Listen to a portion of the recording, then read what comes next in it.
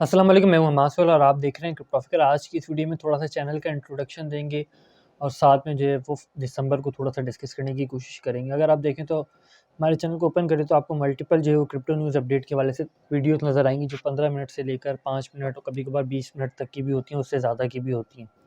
और इसी के साथ अगर आप प्ले लिस्ट पर क्लिक करेंगे, ठीक है, प्ले लिस्ट में क्लिक करने के बाद हमें माइनिंग विद क्रिप्टो नज़र आता है, क्रिप्टो न्यूज़ अपडेट जिसमें क्रिप्टो न्यूज़ होती है, लर्निंग क्रिप्टो विद क्रिप्टोफिकर जिसमें 37 वीडियो हैं, एयर ड्रॉप से रिलेटेड कुछ वीडियोज़ हैं, ऑन चेन एनालिसिस की 11 वीडियो हैं, ठीक है, 10 अप कॉइन के ऊपर 8 वीडियो हैं। इसी के साथ अगर crypto analysis technical analysis course देखें तो उसमें 18 वीडियो जो है वो मौजूद हैं। अब इतना सारा लर्निंग कंटेंट जो है वो यहाँ पर मौजूद है, ठीक है।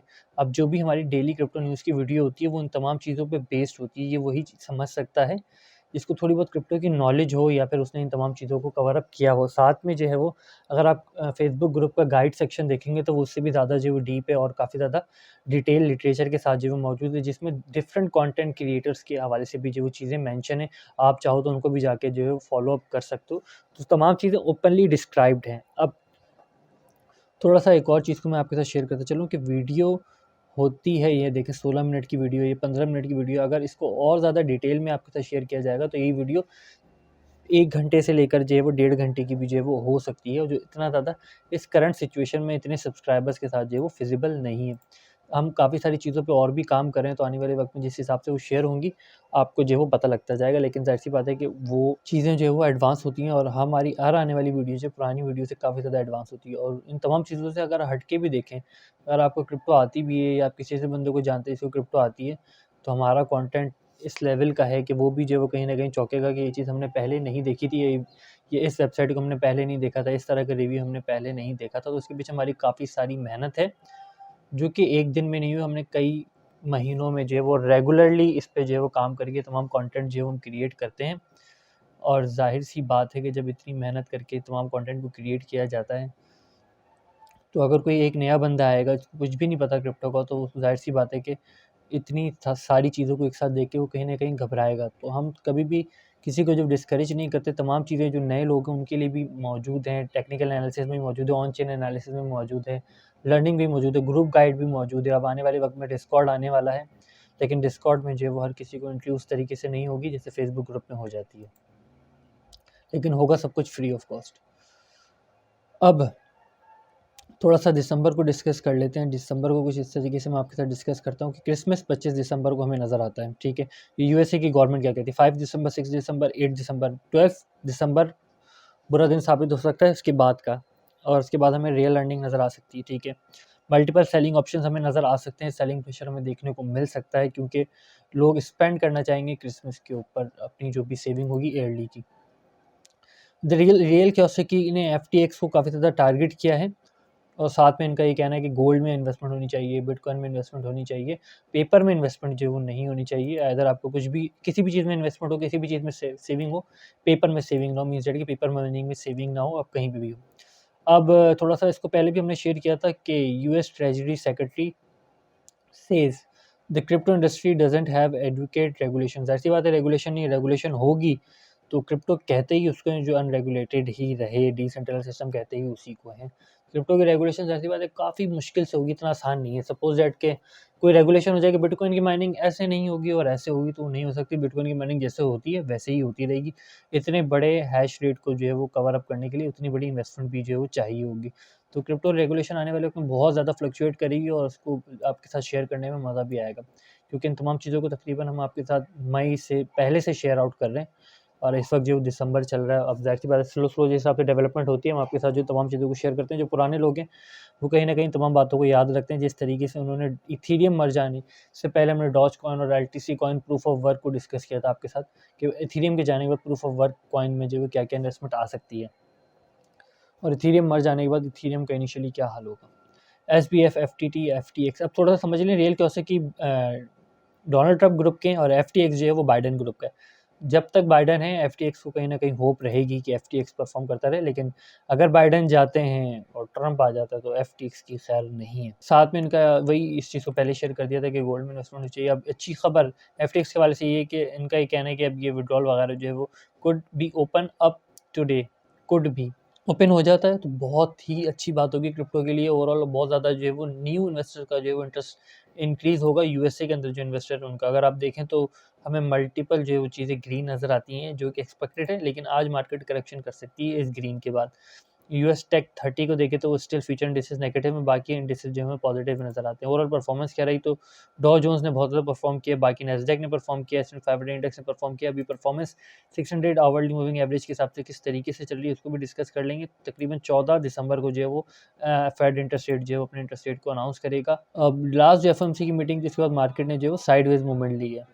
इसी के साथ अगर इकोनॉमिक कैलेंडर को देख लें पूरा दिसंबर का, तो पूरे दिसंबर का अगर इकोनॉमिक कैलेंडर को देखें तो कुछ डेट्स हैं जिसमें जो है वो तकरीबन 9 दिसंबर 7 दिसंबर है जो कि यूएस और चाइना की दोनों की मार्केट को जो है वो ट्रबल करेगा। इसके साथ 9 नवंबर है। 9 नवंबर के बाद 9 नवंबर से लेकर 15 नवंबर तक इसमें सीपीआई की रिपोर्ट आएगी, एफएमसी की मीटिंग के मिनट, एफएमसी की फेड इंटरेस्ट रेट की अनाउंसमेंट होगी, डिफरेंट स्पीचेस वगैरह होंगी और ये तमाम चीज़ें 15 दिसंबर तक चलेंगी। इसके बाद मार्केट की फ्लक्चुअलिटी जो है 16 दिसंबर को नॉर्मलाइज होती हुई नजर आएगी। इसके बाद फर्दर जो है वो डेट इस यानी कि कैलेंडर में तमाम चीज़ें और नहीं है, लेकिन एफओएमसी की मीटिंग के मिनट्स जो हैं वो तकरीबन 22 दिसंबर के आसपास जो है वो तमाम चीज़ों को जो है वो ट्रबल करेंगे मार्केट को, जैसा कि प्रीवियस नवंबर में हुआ था। लेकिन इस दफ़ा जो है क्रिसमस भी है तो heavy sell off pressure stocks में नज़र आ सकता है 20 दिसंबर के बाद से। बिटकॉइन को रिलीफ मिलता है, इथेरियम को रिलीफ मिलता है तो कहीं न कहीं यूएसडीटी अपनी पोजीशन को दोबारा से मेंटेन कर लेता है कि अगर दोबारा से बिटकॉइन क्रैश हो तो यूएसडीटी का पैक जो है वो अनमेंटेन ना हो, पैक मेंटेन रहे। इसी के साथ डॉजकॉइन भी जो है वो टॉप 8 में स्टिल जो है वो मौजूद है, क्योंकि डॉजकॉइन और प्रूफ ऑफ वर्क के लिए काफ़ी ज़्यादा जो फिजिबल चीज़ें हैं। डेली टाइम फ्रेम में तमाम मल्टीपल क्रिप्टो करेंसी ने परफॉर्म किया, लेकिन एप ने जो है वो नेगेटिव परफॉर्म किया, जो कि इसको नहीं करना चाहिए था, लेकिन लास्ट डेज में से काफ़ी अच्छी परफॉर्मेंस दिखाई है।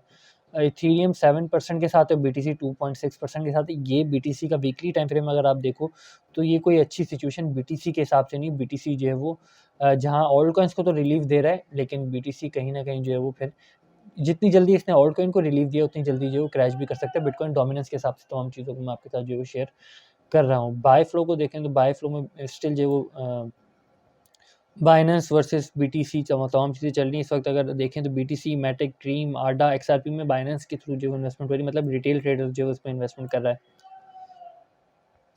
और यूएसडीटी का जो आप देखें इन्वेस्टमेंट है वो ज़्यादातर जो है वो इथेरियम, आडा, टीआरएक्स, ट्रैप, यूनी, केएनसी, बर्गर कॉइन में जाती हुई नज़र आ रही है। बाय तो लोग यूएसडीटी से कर रहे हैं ऑल्ट कॉइन्स को, लेकिन जो उसका सेलिंग प्रेशर वो हमें नज़र आता है बाइनेंस एक्सचेंज पे, और बाइनेंस एक्सचेंज के बीयूएसडी से जो है वो तमाम चीज़ें निकल के जो है वो यूएसडीटी में जा रही हैं। तो इन शॉर्ट वॉल्यूम फ्लो को देखें तो वॉल्यूम फ्लो में हमें बाइनेंस के थ्रू जो बीटीसी में इन्वेस्टमेंट जाती हुई नज़र आती है, और ऑल्ट कॉइन्स में जो सेलिंग प्रेशर है वो हमें नज़र आता है कि बाइनेंस के थ्रू कि ऑल्ट कॉइन्स बाइनेंस पे सेल ऑफ हो रहे हैं, बीयूएसडी में इन्वेस्टमेंट जा रही है, और बीयूएसडी की इन्वेस्टमेंट जो है वो बीटीसी में जाती हुई नज़र आ रही है। इस वक्त जो लास्ट 24 आवर की सिचुएशन है वो ये है। अगर आप बिटकॉइन की मैक्स पेन प्राइस को देख लें 30 दिसंबर को हम ज़्यादा फॉलोअप करें तो तकरीबन 20,000 के करीब है, जो कि क्रिसमस के बाद होगी।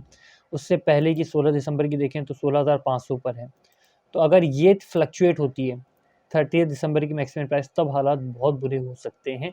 इसका इस रेंज तक स्टेबल रहना जो है वो बहुत ज़्यादा ज़रूरी है, क्योंकि इसमें बहुत बड़ी इन्वेस्टमेंट है और एयर के एंड की इन्वेस्टमेंट है, तो काफ़ी सारी चीज़ें फ्लक्चुएट होंगी इसकी वजह से।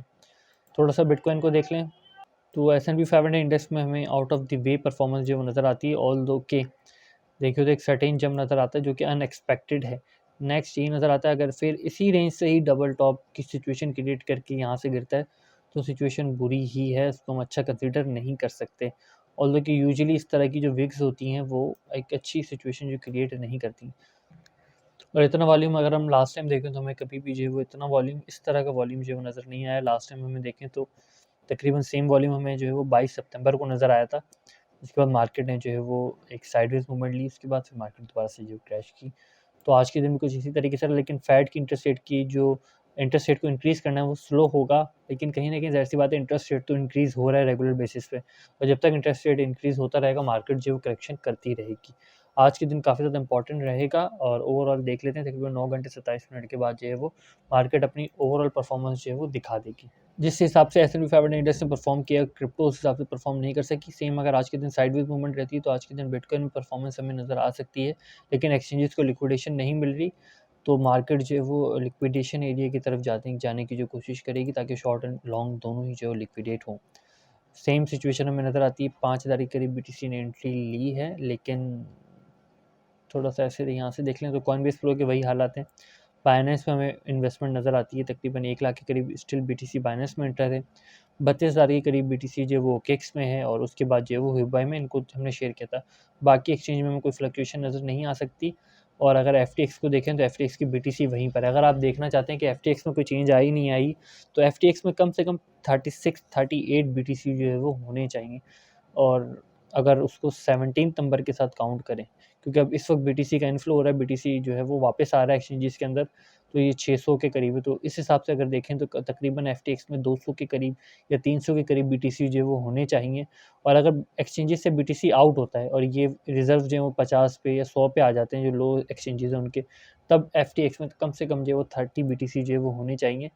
तभी हम एफटीएक्स को जो है वो स्टेबल कंसीडर जो कर सकते हैं। लेकिन ये सिचुएशन इतना ज़्यादा बीटीसी जाना आना एक अच्छी सिचुएशन नहीं है। इसको हम स्टेबिलिटी नहीं कह सकते कि प्राइस एक्शन में कोई किसी किस्म की स्टेबिलिटी है। प्राइस उस हिसाब से जो है वो वेरिएट करेगी। अगर हम मूविंग एवरेज के हिसाब से देख लें तो प्राइस में स्टिल चांसेस हैं कि जो है वो 44 मूविंग एवरेज से जो रिजेक्शन ले लें। और उसको हमने पहले भी डिस्कस किया था। अगर लार्जर टाइम फ्रेम में देखें तो 300 मूविंग एवरेज जो वीकली का बनता है, उस वहाँ से रिजेक्शन के जो वो चांसेस हैं। 300 मूविंग एवरेज काफ़ी ज़्यादा ट्रबल कर सकता है, एक स्ट्रॉन्ग रेजिस्टेंस भी साबित हो सकता है। अगर 300 मूविंग एवरेज स्ट्रॉन्ग रेजिस्टेंस साबित नहीं हो तो ज़ाहिर-सी बात है हमारा एनालिसिस जो है वो गलत होगा। और 300 moving average as a strong support जिस हिसाब से वेरिएट किया है, उस हिसाब से स्ट्रॉन्ग रेजिस्टेंस बन के जो है वो वेरिएट नहीं कर सकेगा। लेकिन हमें ऐसा लगता है कि 300 मूविंग एवरेज का एक इंपॉर्टेंट रोल इस बेयर मार्केट में जो है वो रहेगा।